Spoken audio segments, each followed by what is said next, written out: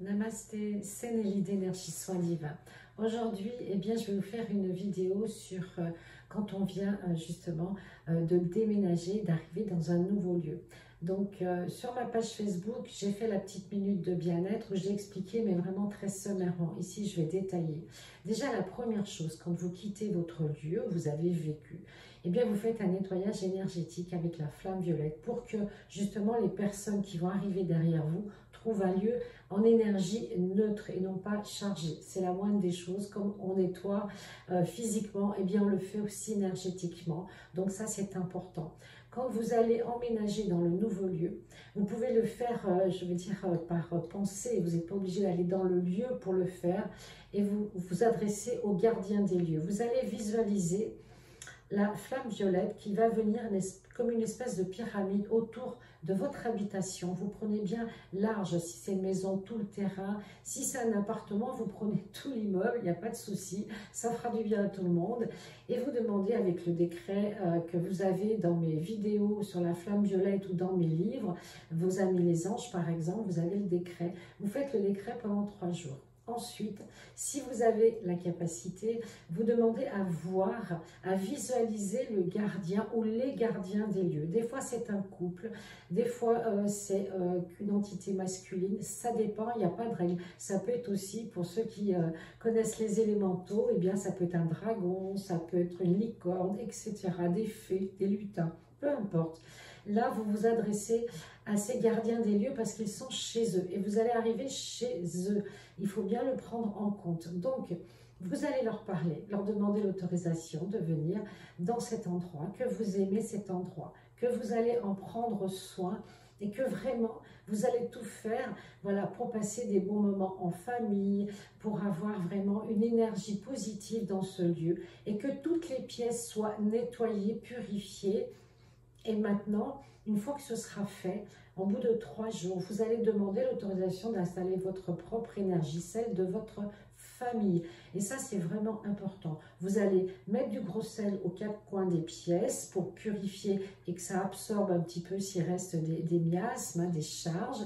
Et vous allez aussi passer la sauge blanche en fumigation dans le sens inverse des aiguilles d'une montre. Donc, vous le faites dans chacune des pièces et ensuite, vous ouvrez bien grand. Pourquoi je vous explique tout ça? Parce que souvent, on arrive dans des lieux, même une maison neuve, le terrain a déjà été occupé depuis des centaines, voire des milliers d'années.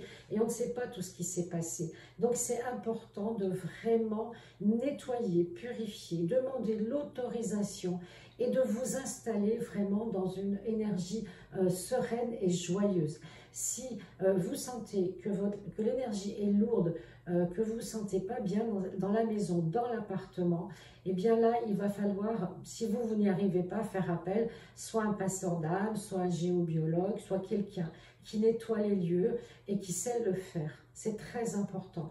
Et surtout, ne soyez pas trop impatient parce que des fois, il faut plusieurs mois pour installer sa propre énergie, celle de sa famille, dans un foyer. C'est important. Moi, je l'ai vécu plusieurs fois. J'ai déménagé 2 fois en 7 ans.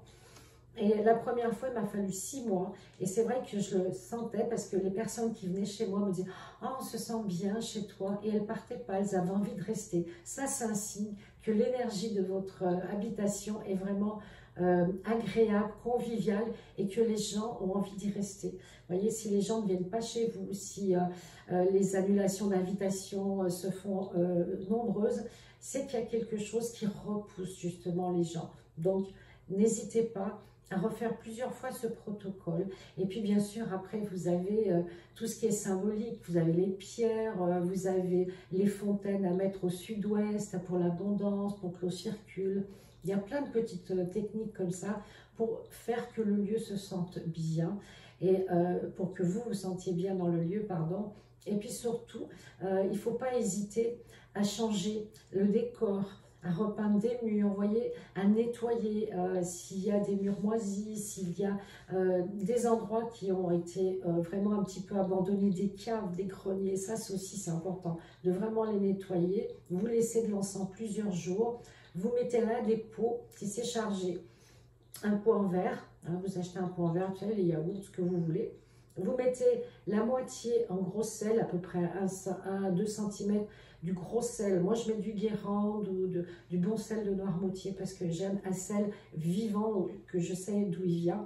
Je mets autant d'eau et je laisse le petit pot comme ça 1 mois dans la pièce. Si le sel cristallise, déborde, devient noir, foncé et que vraiment il y en a beaucoup, c'est que la pièce est très chargée. Si ça ne bouge pas, c'est ok, c'est que la pièce est saine.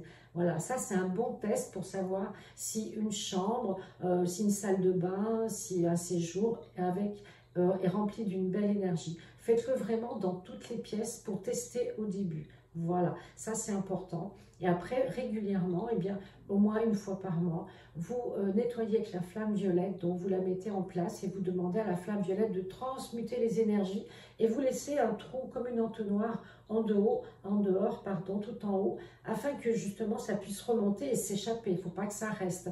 Voilà. Donc j'espère que tous ces conseils vous aideront à emménager dans un lieu de vie où il doit respirer eh bien, le bonheur, la joie de vivre, la famille, la santé et l'abondance. À bientôt. Namasté.